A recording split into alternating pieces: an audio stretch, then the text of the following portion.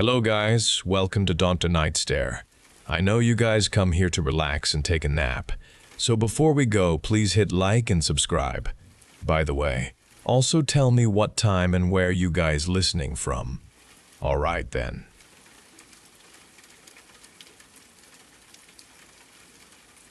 The air bit with February cold, cutting through the thin walls of our home. Her voice, already a rasp from the whiskey, ripped through the kitchen. She slammed the boy against the counter, then struck his head with an open hand, a sound I would never forget. He dropped to the linoleum, a crumpled heap. I saw his eyes roll back, empty and unseeing. My legs felt cemented to the floorboards. My throat closed. I stood watching her kick his still form, one heavy boot after another, a dull thud with each impact. My son did not move. He lay there, utterly still. My wife swayed then, her rage spent, her body giving out. She slid down the wall, hitting the floor with a pathetic sigh. Her eyes closed as she collapsed into a heavy stupor. I watched her for a long moment. My son's stillness demanded something. A decision formed in me. I walked to the bedroom and pulled a pillow from the bed.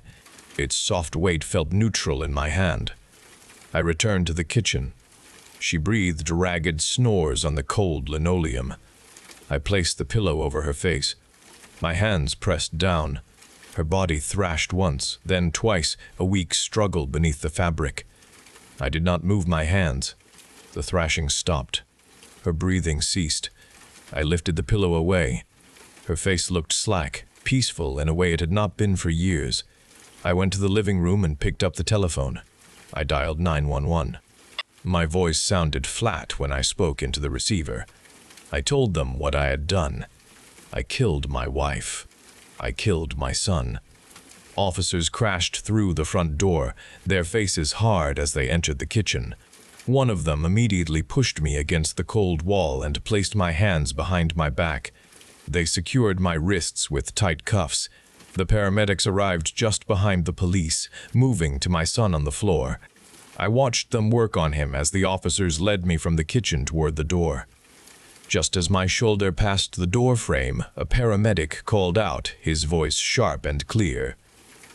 "He's alive," the paramedic said. "The boy is breathing." Those words struck me with a brutal force that twisted everything I had understood.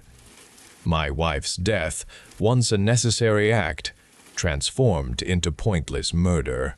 My hands were already stained. The court found me guilty of my wife's murder, and the judge sentenced me to 20 long years in prison. My son, though alive, never visited me. He refused every letter and phone call I attempted from prison. That refusal grew into a deep resentment inside me with each passing year. The prison gate clanged open, a final metallic groan, and I walked into the afternoon light. 20 years had stripped the world bare. My old house stood before me. I pushed open the front door. The air smelled of dust and wood. A man's voice called out from the living room. My son stood there. A woman was beside him, and 2 small children clung to her legs. His face was older. He told me to leave. His voice was tight with anger. He said I had no right to be there, that this was his family now. His rejection brought a sudden heat to my chest. My hands began to tremble. I looked at the small children, then I looked at him. The rage I had carried for 20 years broke free. I grabbed a small girl and pulled her close. My son lunged at me. I pushed her away, then hit him with the heavy vase from the mantelpiece. The woman screamed. The other child started crying. I struck my son again. He fell to the floor. The woman tried to run. I caught her arm. Her scream ended. I heard the girl whimper from the corner of the room. The other child watched from behind the sofa. I walked into the kitchen. The kettle was on the stove. I filled it with water and placed it on the burner. The water began to boil. I found a teacup in the cupboard. A comfort settled over me. I poured the steaming water into the cup. This tea was good, I thought, taking a sip. The silence around me grew deep.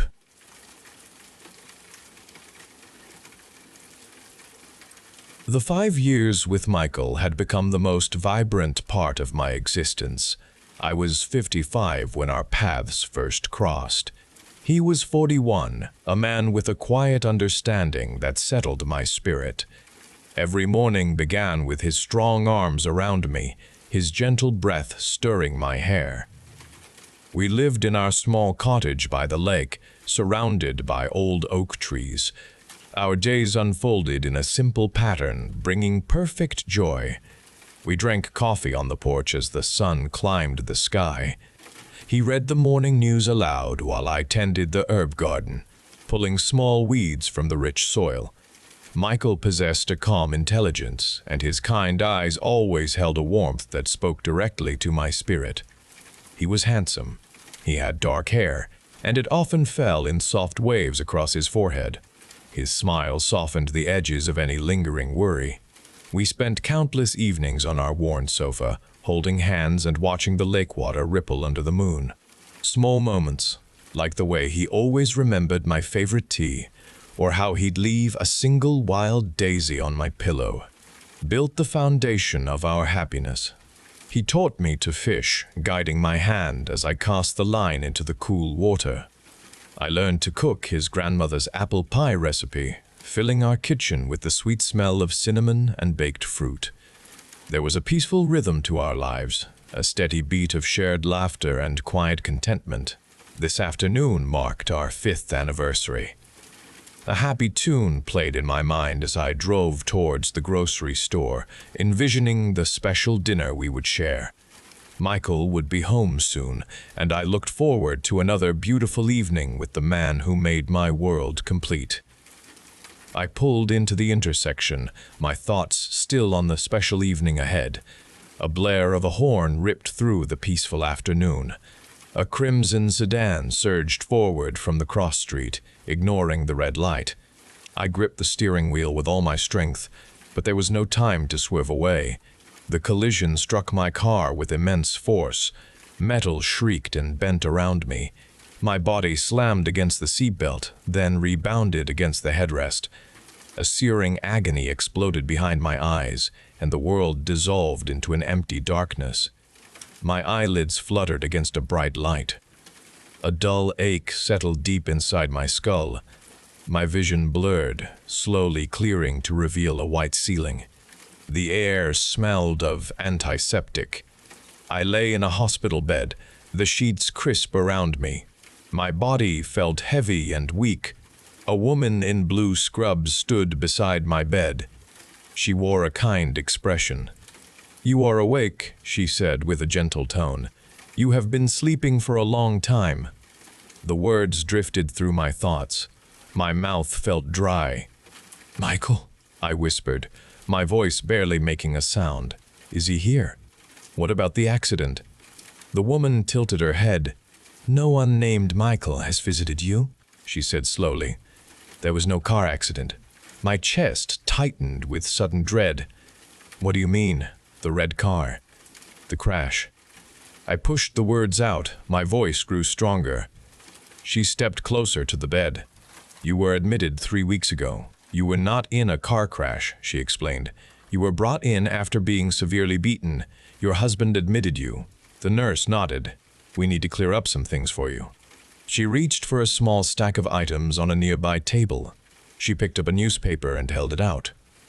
"This was brought in with your personal effects." My eyes scanned the front page. The date at the top right corner burned into my vision, October 26, 2025. I stared at the numbers, unable to process them. My anniversary with Michael had been today, October 26, 2053. A coldness spread through my veins. The nurse placed the paper back down. She then picked up a small handheld mirror and offered it to me. "Perhaps seeing yourself will help." I took the mirror. My hand trembled as I brought it up. My hair, usually streaked with silver, was now lank and dark. It framed a face that looked 30 years younger. Dark bruises spread across one cheek and along my jawline. A jagged cut, still purple and swollen, ran above my left eyebrow. This was not the 55-year-old woman I knew. I was 25. The woman in the mirror was terrified. Michael's kind eyes, his strong arms, our cottage by the lake, the gentle rhythm of our 5 years together. All of it dissolved into nothing. He never existed. Our perfect life was a dream, a beautiful fabrication my mind had conjured while my body lay broken and unconscious. I had been living a lifetime that never happened. The dream world had protected me from the truth, from this brutal, undeniable reality. The husband the nurse mentioned earlier was the man who had done this, the man I had thought I had escaped. My heart constricted with a pain far deeper than any physical injury. I closed my eyes, trying to recapture the warmth of Michael's hand, the scent of apple pie, the sound of his laughter. Only the sterile hospital air filled my lungs. The life I had just lived, the happiness I had known, was irrevocably gone. I opened my eyes to the terrifying present, to a brutal past that had swallowed my future.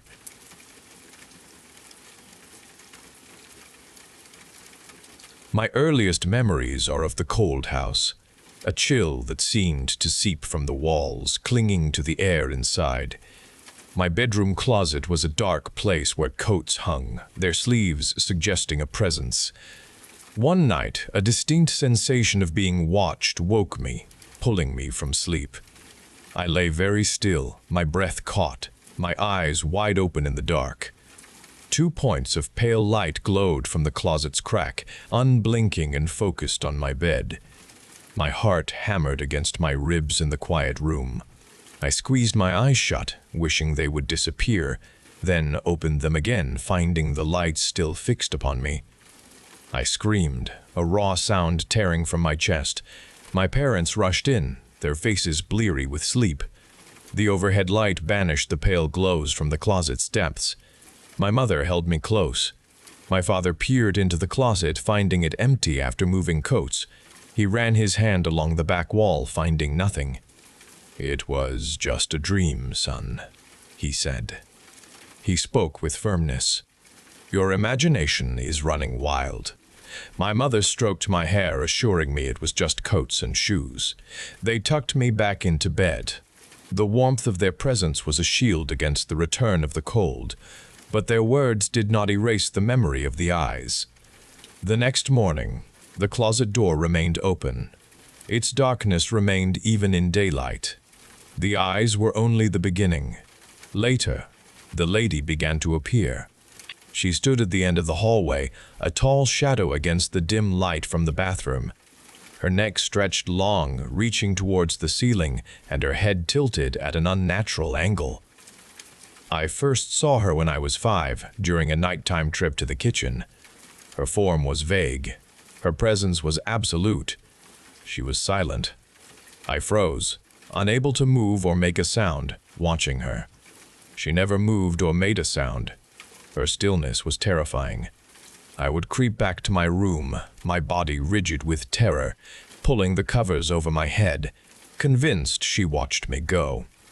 I told my parents about her the next day, describing her height and the long stretch of her neck. My mother laughed, a light sound, and it was dismissive. "Oh, that's just your imagination again," she said, waving a hand. "You're a very creative boy." My father nodded from behind his newspaper. "There are no ladies with long necks, son. That's a story from your dreams." Their responses baffled me. How could they not see her? How could they dismiss something so real? Their cheerful disbelief was a betrayal. It taught me that my fear was illogical, unfounded, a product of my own making despite my experiences. The lady appeared often after that. She was always in the same spot, silent and still. I learned to navigate the house at night, avoiding the hallway's end and choosing detours through other rooms for the kitchen or bathroom. Sometimes I glimpsed her from the corner of my eye, a fleeting dark shape that sent a jolt of terror through me before I looked away. I stopped telling my parents about her. Their answers never changed. Their certainty only made me feel more isolated in my fear. I began to accept these strange occurrences as a normal part of living in our house, a private reality that existed only for me. This house and its inhabitants became my secret, a companion to my waking hours and my sleep, weaving normalized dread into the very essence of my childhood. Moving out of my childhood home was like shedding a skin I had worn too long. I remembered the coldness of the place, but leaving it behind brought a lightness I had never known. The air outside felt different, cleaner. I breathed deeply, finding a freedom that settled into my bones. My small apartment in the city offered simple quiet. No eyes watched from dark corners. No long-necked figure waited in the hallway. I slept soundly, without fear, without the old vigilance. The house became a fading echo in my memory, a story I had outgrown. I met Clara, and she became my wife. She was warm and practical. She filled my life with a different kind of quiet, a comfortable stillness I had not known was possible. We built a new life together, far from the shadows of my past. The visits back to my parents' house began as an obligation, then became a routine. Each time I felt a familiar tension tighten in my chest as we approached the old structure. I tried to dismiss it, telling myself it was only nostalgia, or perhaps the usual awkwardness of adult children visiting their parents. Clara noticed the atmosphere quickly. She never mentioned the specific details of my childhood terrors, for I had never told her, but she felt the house's particular chill. I watched her during our visits. Her movements grew careful inside the house. Her eyes darted into shadowed corners. She often hugged herself, her arms wrapped tightly around her body, even when the heating was on high. She would stand by the windows, looking out, her back to the room, as if something behind her might suddenly appear. One evening, my parents had gone to bed. Clara and I sat in the living room.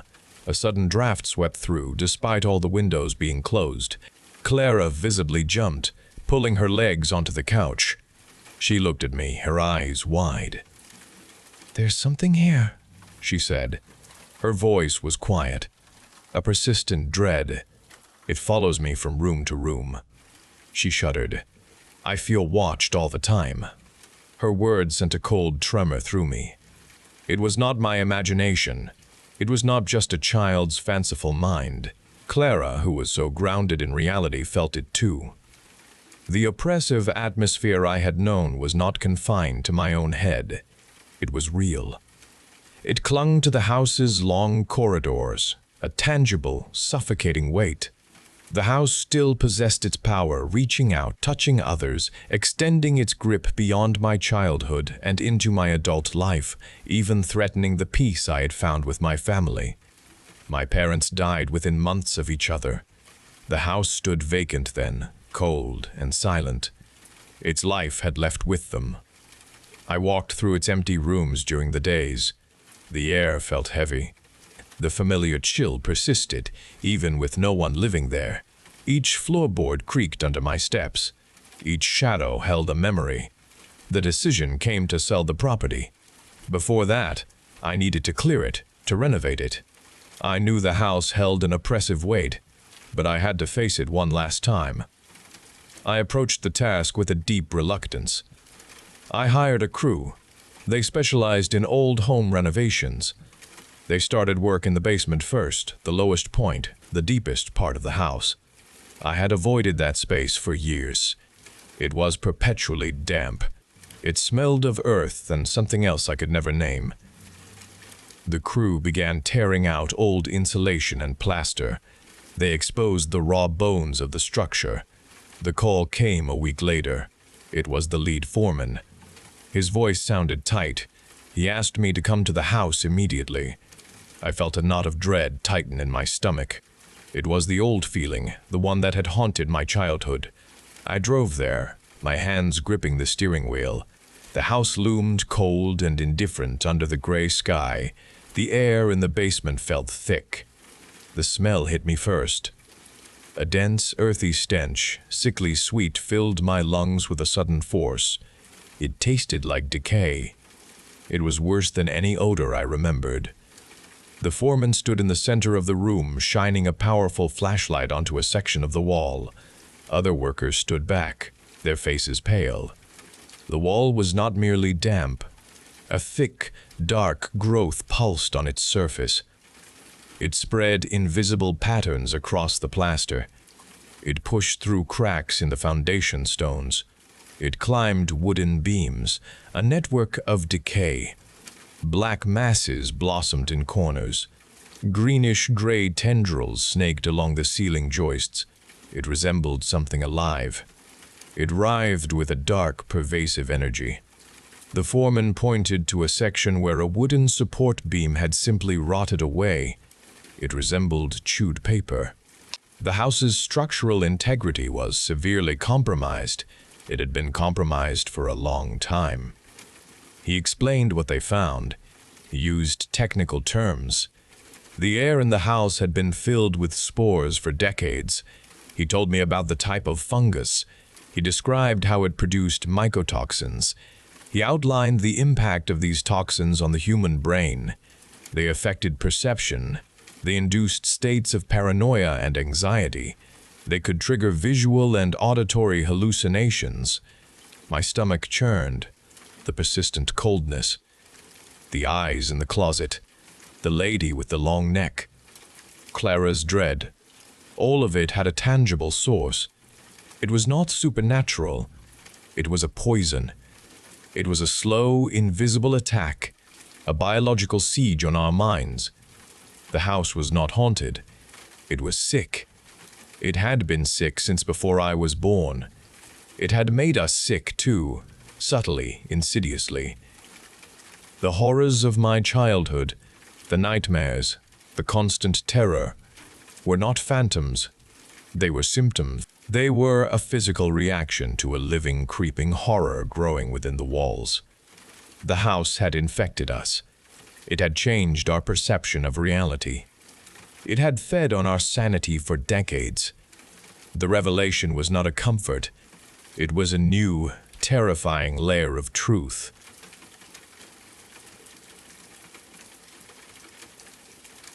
Hell existed as a name whispered across all creation, carrying the dread of infinite torment. Mortals shuddered at its mention, imagining realms of ceaseless agony and damnation stretching into eternity. They spoke of infernal fires, the rending of souls, and the ultimate inescapable consequence for their earthly transgressions. The idea of this place instilled terror in every living thing, a fear that shaped their choices and dictated their prayers. This dark dominion loomed large in their consciousness, a final, unyielding destination for the condemned. Its reputation for horror was well earned, accepted as cosmic truth, a constant, chilling reminder of divine wrath. The universe acknowledged its terrible authority when hell was considered. I witnessed that fear myself, saw its grip on the countless arriving souls through the ages. From my vantage, I watched generations pour in, each one convinced their suffering would know no end. I heard their cries, their pleas fading into the heat and the screams that were the soundscape of this realm. My own existence here began long before most of their frantic imaginings took hold. The widespread belief in hell as an eternal prison, a final destination of unending despair, was always a great lie perpetuated by the fear itself. They never understood the true nature of this place, clinging to narratives of endless punishment. Hell was never eternal. It was merely a sentence. Each soul arrived to serve a finite period, working off their sins through precise suffering, eventually achieving a state of purified emptiness. They came to earn redemption, one agonizing moment after another, passing through the fires not to be consumed forever, but to be refined and released. This refinement was a daily, unending spectacle, a brutal cycle of suffering. The fires were not just heat, they were instruments shaped by the very sins that led souls here. Each transgression held its own specific consequence, a carefully calibrated torment designed to cleanse away the earthly corruption.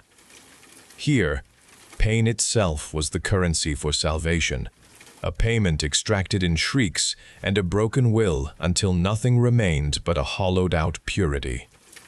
Those who surrendered to the relentless urges of their flesh found themselves in a realm of perpetual corrupted embrace. Their bodies, reformed here in crude imitation of life, were forced into an unending grotesque dance with forms born of their own debauchery.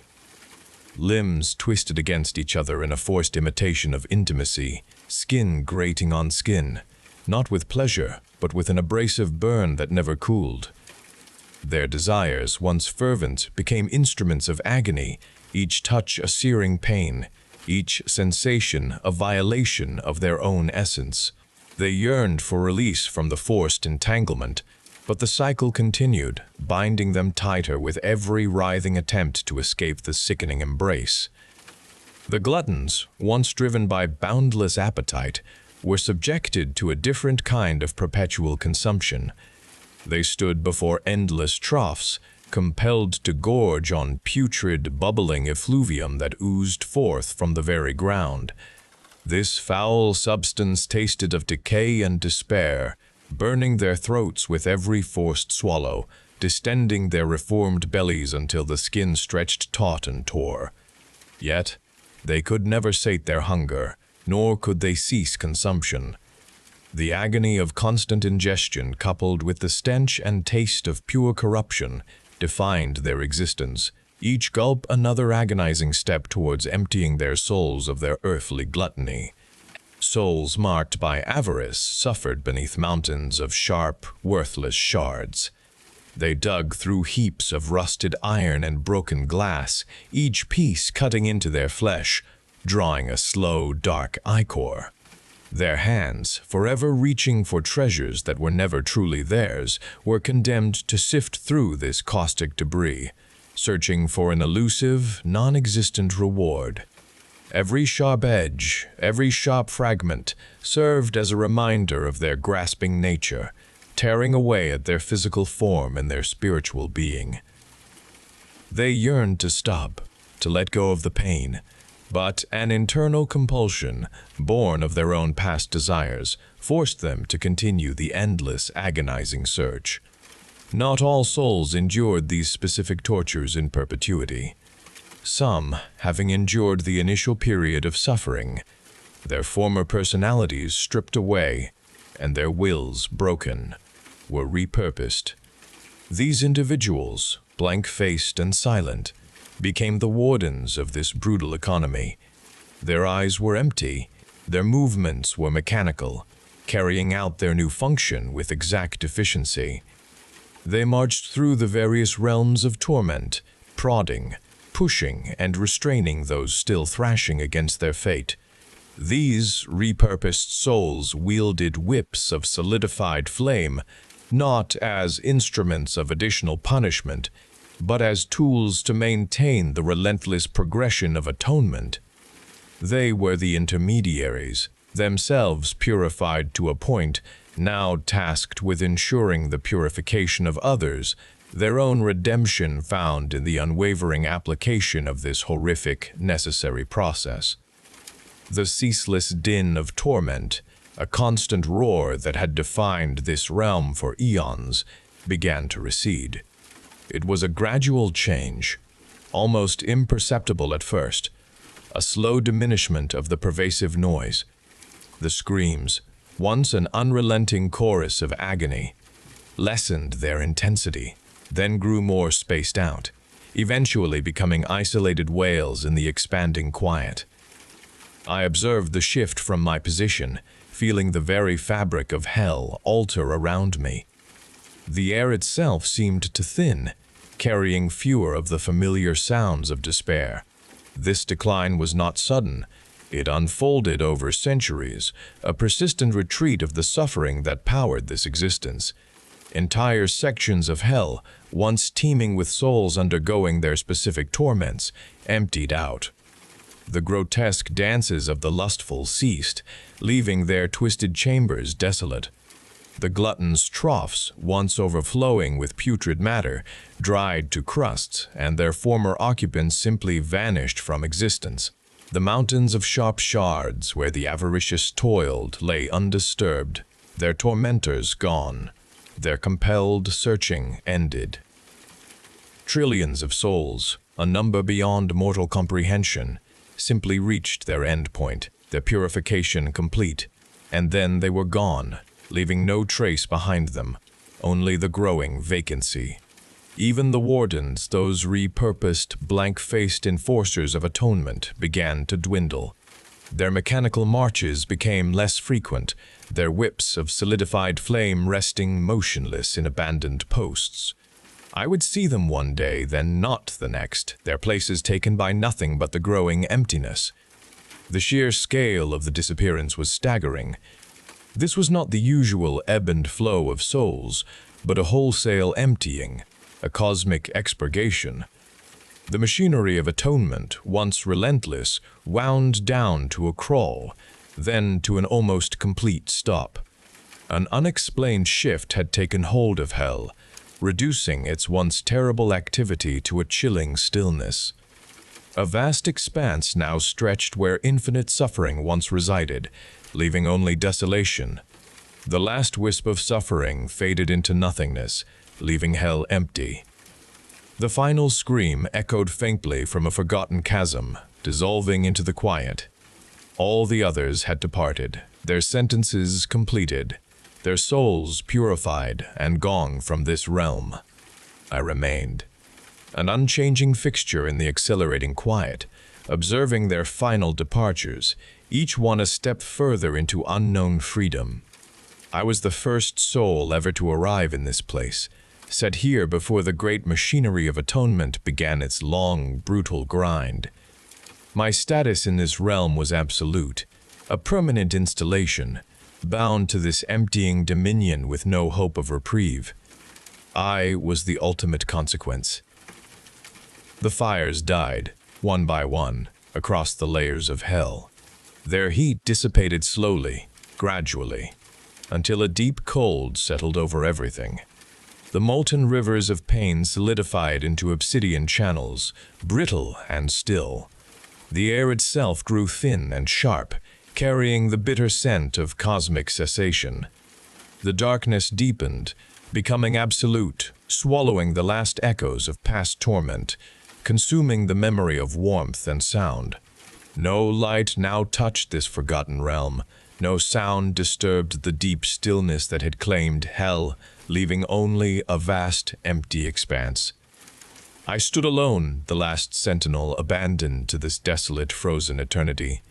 My damnation was simply being here, forever watching over nothing at all.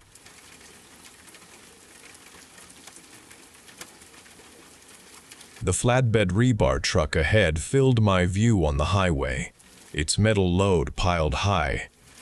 An inexplicable apprehension tightened in my stomach, drawing my eyes to the frayed straps struggling with the heavy weight. That bad feeling intensified. Then one strap snapped with a loud crack. Another gave way immediately. The entire bundle of metal bars shifted, straining against its few remaining fasteners. A single thick rebar detached itself, spinning free from the chaos. It shot directly at my windshield, an unstoppable trajectory. The sharp end shattered the glass, punching through the opening directly into my chest and finding my heart with brutal force. A searing pain erupted, then vanished into a sudden coldness. All warmth drained from my body completely, vanishing from my skin, my muscles, and deep inside my bones. My vision faded to black before the screech of tires even reached my ears. The world ended for me then, death claiming me before my car slammed into the concrete divider. The blackness finally yielded, not into any form of light, but into the return of my senses. Sentience returned with a jarring jolt. I existed again, devoid of sight. My body felt confined, pressed in on all sides. The air I breathed was thick and warm, smelling faintly of something organic and wet. My hands, when I tried to move them, encountered a surface that was soft and yielding yet firm everywhere I touched. It felt like warm flesh, and it was damp, pulsing with a slow rhythm. This rhythm was steady and vibrated through my bones. The enclosure was small. My head touched one soft wall, my feet pressed against another. My arms could not fully extend without hitting the sides, trapped in this dark space, and it was moist. Panic surged through me, a cold fear spreading through my limbs. I pushed against the soft boundaries, but they only gave slightly before pressing back, unwavering. My attempts to call out produced only a gurgle. The sound immediately swallowed by the close air, and it was wet. Then I heard them. Muffled voices reached me from beyond the pliable walls, distinct tones filled with a high-pitched glee. This glee was strange. They seemed to swell and recede, a chorus that was continuous and incomprehensible. Their joy felt strange, and it intensified the terror building within me. This place defied any understanding, any memory of life or death I possessed. I was trapped, blind and bewildered by the sounds of glee on the other side of my enclosure. It was confining and wet. The soft enclosure seemed to tighten around me, inch by agonizing inch. The damp, yielding surfaces that had once provided a small measure of give now pressed in with constant force. My chest felt constricted, making each breath a conscious effort. I tried to move, to shift my weight, but the space had shrunk so much that my knees bumped against the fleshy wall in front of me, and my shoulders scraped against the sides. Every slight movement became a struggle, a fight against the relentless pressure. My body was forced into a curled position, my limbs tangled, my head bowed low to fit. The muffled voices from beyond the pliable walls grew in intensity, losing their distant quality. What was once a strange, high-pitched glee transformed into a continuous, deafening roar. It vibrated through the very substance of my confinement, a relentless, overwhelming sound that pounded against my ears and skull. The incessant high-pitched clamor offered no respite, forcing its way into my mind, leaving no space for thought. The sound itself pressed in from all sides, a force adding to the growing constriction of my prison. The unrelenting pressure on my body and the ceaseless, chaotic roar began to steal my coherence. Disorientation settled deep, a dizzying, sickening sensation of terror and confusion. I no longer perceived which way was up or down, or understood how long I had existed in this shrinking, pulsating darkness. Panic surged, a hot, desperate wave threatening to consume me entirely. I pushed, clawed, and thrashed against the constricting walls, but they held firm, always pressing closer, always shrinking, always wet. The continuous high-pitched sounds accompanied my struggles, driving me closer to an unbearable breaking point. The walls pressed in with crushing force, squeezing the very breath from my lungs. The relentless pressure peaked, threatening to obliterate me completely within the suffocating darkness. A sudden, searing light burst forth, overwhelming all other sensations. Two enormous hands gripped my head, pulling me forward with an irresistible force. The confining, fleshy walls released their hold, and I plunged into a torrent of movement and chaos. The maddening roar from outside changed, now sharp and immediate, filled with distinct shouts and cries. New, cold air flooded my lungs for the first time, shocking my entire system. Then a voice, close and urgent, commanded, "Breathe. Push." My body convulsed, a guttural cry tearing from my raw throat. My eyes opened to a dizzying blur of bright colors, and the world expanded around me, vast and overwhelming. The muffled voices resolved into urgent chatter, and a new chorus of sounds assaulted my ears, sharp and clear. This was not an afterlife, nor a prison, but a new beginning.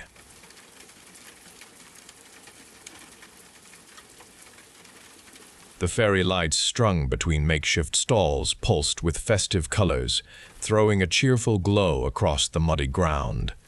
The aroma of mulled wine and roasted chestnuts filled the cold night air, mixing with the scent of pine and something else indefinable. I gripped my steaming mug, the warmth seeping into my gloved fingers. Charlie leaned beside me, his breath puffing white clouds as he spoke of his latest find. Then he lowered his voice, the cheer leaving his tone. He mentioned Terry, the butcher, and the girls from the local high school. People said Terry had taken them. The market's boisterous activity continued around us, an unnerving backdrop to the disturbing claims. The whispers about Terry continued, passing from stall to stall, and the police never showed their faces here. Later that evening, Katie joined us near a smoky brazier. She sipped her own mulled wine, looking around at the crowd. Charlie asked her if she had heard anything new about Terry. Katie just shrugged her shoulders. She then mentioned his pork pies. They had gotten much cheaper recently, she said, and the taste was a bit off, she added, shrugging again. A cold dread settled in my stomach. The image of Terry's shop, the butcher's apron, and the missing girls collided in my mind. The warmth of my mulled wine did not reach that chill. The market's noises faded around us, replaced by a sudden sickening clarity. The truth about the cheaper pies and the missing girls began to form a shape too terrible to name. The earlier stories about Terry's abductions now twisted into something far worse. My stomach clenched at Katie's words, but I forced a laugh, a hollow, grating sound. Pies? You think Terry's making pies out of people? That's mad, Katie. I shook my head, trying to dismiss the thought, to push the image of something so monstrous away. Katie just looked at me, her eyes glinting in the brazier's light. A slow, unsettling grin spread across her face, and then she delivered a quick, knowing wink. This is a real black market, Jacob, she said, her voice dropping to a low, conspiratorial tone. You think you're buying off the book's electronics, but everything here has a deeper story. She paused, letting her words hang in the cold air. Then she continued, her voice full of a strange pride. Authentic dark dealings, you know. It keeps the prices down. Charlie, oblivious to the undercurrents of our conversation, took another deep swallow of his mulled wine. His brow furrowed, a slight grimace on his face as he swallowed. This batch tastes a bit metallic, he mumbled, wiping his mouth with the back of his hand. He held up his half-eaten pigs and blanket skewer, a greasy, glistening string of small, dark sausages wrapped in bacon. He poked at one of the little parcels, trying to dislodge a bit of gristle, but found nothing. He bit into another one, chewing slowly. A strange emptiness was there. No bone, no cartilage, no telltale nail fragments. Just the smooth, yielding texture of the meat. A cold, heavy weight dropped in my chest. The festive lights now seemed to mock us, their cheerful pulse a stark contrast to the quiet horror settling around our little group. The market continued its boisterous activity, its true nature laid bare in the cloying scent of roasted meat and the easy laughter of the crowd.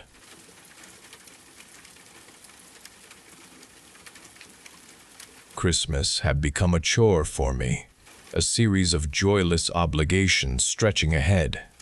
I told Owen I needed something different, something to break the pattern. He agreed, though I knew he just wanted the holidays done. We ended up at the local charity shop, its quiet aisles filled with items left behind. My fingers brushed a sturdy cardboard box tucked away on a lower shelf, held shut by faded red string. I bought it, drawn to its simple appearance. Owen raised an eyebrow at my purchase. Looks like something right out of a horror film, he joked, but I just smiled, imagining the unique ornaments on our tree. Back home, the living room felt stark. We opened the box carefully, pulling out a jumble of tarnished baubles, wooden figures, and thin paper angels. The scent of aged pine needles combined with old cardboard. We began decorating, placing each ornament on the green branches. We thought only of making our home festive. The flat now smelled of pine. A quiet click sounded from the living room, near where the tree stood. My head snapped up, and I walked back into the room. The nutcracker on the mantelpiece, which had faced us, had turned. Its painted head now faced the window, away from the room. I stopped and stared at the wooden figure, then walked closer. I reached out a hand to turn it back, but hesitated. I went into the bathroom. When I looked at the mirror, I gasped. A word, Minix, had formed there, written in condensed moisture. I wiped it away, my hand shaking. I walked back to the living room, my gaze fixed on the tree. The thin paper angels hanging from the branches shifted. They rustled, though no door or window stood open. Owen came into the room from the kitchen. He looked at my pale face, then at the tree. His eyes widened when he saw the angels move again, a whisper of paper in the still air. We stood together, watching the swaying angels. We had no explanation. My breath caught in my throat. "We have to leave," I told Owen, my voice tight with fear. He looked at my face, then back at the quietly rustling paper angels. He seemed about to speak, his gaze distant for a second, lost in thought. A violent crack then sounded directly above us. The room's lights instantly snapped off, plunging us into a disorienting sudden dimness. My vision went black for a moment before my eyes struggled to adjust. The faint glow from the streetlights outside the window offered little help. The living room, moments ago so familiar, had become a vast, formless space. I searched frantically for the Christmas tree, where it had stood tall and decorated only seconds before. My gaze swept the area, seeking its familiar shape. The corner was empty, the tree was completely gone from its spot. An empty, terrifying void now filled the space where it had stood. A cold, papery brush grazed the hair on my neck. The distinct scent of pine and old metal flooded my senses then. It stood there, directly behind me. The angel garland rustled. The sound held an ominous, knowing quality. It was laughter. Owen gasped beside me, his fear a cold presence in the crowded room. We were cornered, helpless, caught by the thing we had brought inside.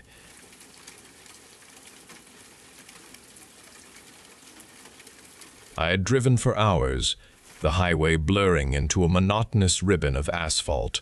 My eyes felt heavy in the fading light.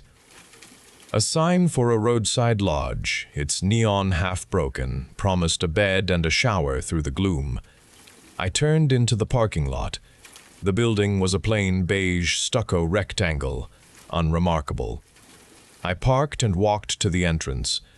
A hand-scrawled note taped crookedly to the main door caught my eye. It read, in uneven letters, "Yes, yes, yes."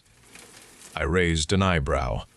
Inside, a young woman with tired eyes sat behind a plastic counter, scrolling through her phone. "Checking in," I said, sliding my card across. She barely looked up. "Room 17, she mumbled, handing me a heavy brass key. I glanced back at the door. "What's with the note?" I asked, pointing. She waved a dismissive hand. "Oh, that's just Kevin, the owner's kid. He's a bit creative. Leaves little messages sometimes. Don't mind him." Her bored tone dismissed any further thought. I picked up the key and walked toward my room, accepting her explanation without question. The world felt normal. I woke in my room after a night's sleep. The bed had been comfortable for a roadside lodge.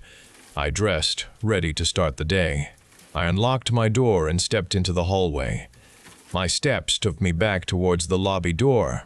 I saw it before I reached the exit. Another note was taped where the first one had been. This note stated, "No, no, no." The message reversed the one from the night before. I paused with my hand on the doorknob. Kevin must have been busy again. The receptionist had mentioned his creativity. The repeated "no" created a tension in my chest. I still believed it was a kid's joke. This thought quieted the tension. I gripped the door handle and pulled it open, ready to leave. I gripped the door handle and pulled it open, ready to leave. The door did not move. I pulled again, harder, but the wood remained fixed in the frame. A sensation of cold dread spread through my stomach as I braced my shoulder against the frame and tugged with all my strength. The door did not yield. I stepped back, my eyes snapping to the note on the door. As I watched, the paper began to curl at its edges. The top line of "No" dissolved into the paper, leaving only 2 lines remaining. Then the middle, "No," vanished. Only 1 line remained, centered on the paper, now reading 3, "No." The numbers were stark against the white page. My heart pounded against my ribs. I looked from the immovable door to the strange command. The meaning pressed down on me, heavy and undeniable. I was trapped here and forced to make a choice.